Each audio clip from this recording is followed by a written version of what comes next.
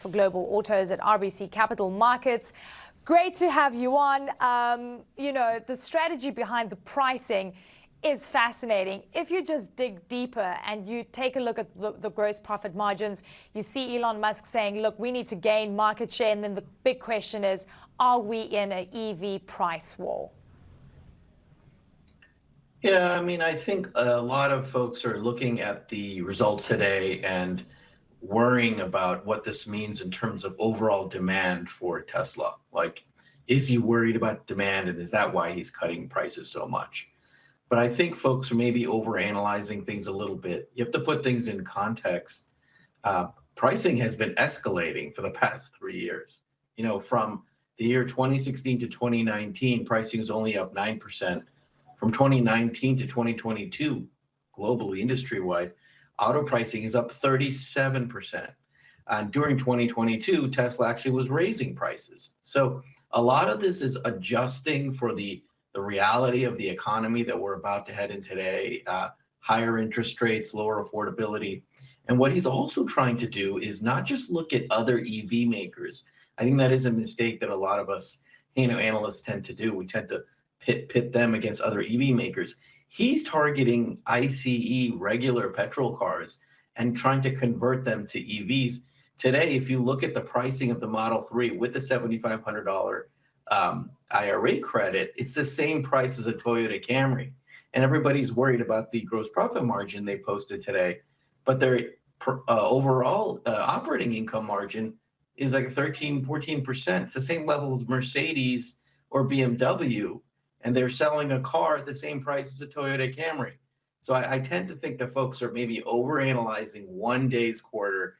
It's going to happen with Tesla, obviously. Everybody loves to talk about it. But I think longer term, bigger picture, there's bigger plans that are in front of us.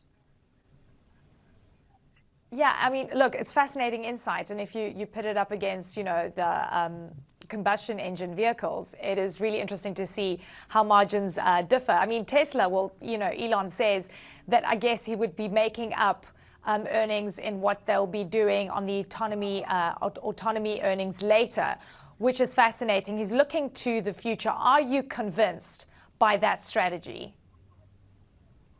I really am. I mean, you just have to look at the math behind what we already can see, some of the prices people are paying for things like FSD and autopilot. A couple of $100 a month, over $1,000 a year over a lifetime of a car. That's several $1,000s. How much is he cutting the prices by? Less than that. And when you pay for a service like autopilot or FSD, it's a great product. You're willing to pay for that. And Tesla only has to spend on research and development one time. It's a software expense. If you can scale and get as many Teslas on the road as possible, it makes it all the more profitable. So that's really the game plan here, the long-term vision here, that level 2 plus, level 3, the car doing a lot of the driving for you. People are going to be willing to pay for it. How many times have you been stuck in traffic and needed to do stop and go with yourself? Would you rather have the car do it for you? This is where the industry is headed. People are willing to pay for this.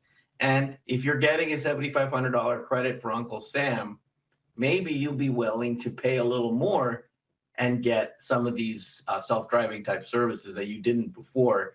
And that's much more margin accretive than selling a car. A trust issue. And I know that's the future, but it definitely for me is a trust issue. I still kind of have to wrap my head around this. But here's the thing. Costs are coming down, which is a positive. Look, Ford and GM still making money on their traditional businesses. I guess Tesla doesn't have that buffer, but costs are coming down for EVs. I guess where are margins heading for Tesla and the EV space, realistically? Yeah, so if you're looking at gross automotive profit margins, what folks really look at, they were like 19% this quarter, which is a lot lower than, people were expecting around the, low 20s. But, we're looking at pricing being lower for maybe this year.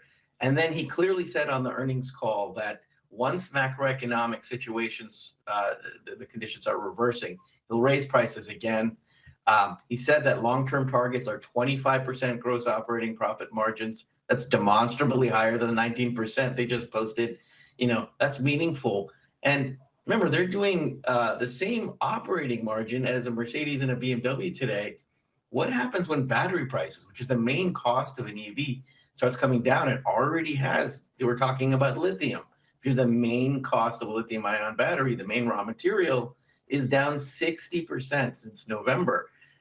So battery raw materials are coming down, chemistries are improving. EVs actually have less parts than a regular combustion car. So in a few years, we could get to the point where cars cost less to make an EV than to make a combustion car. And you have all these services and features you can offer to a consumer. The consumer may be willing to pay more. So these can become wildly profitable, even exceeding the 25% level that he has envisioned. Fascinating times. I think now the markets are still trying to get their head around what this means. Tom, Narayan, thank you very much for your insights. Great to have you on the show. Well, now we head to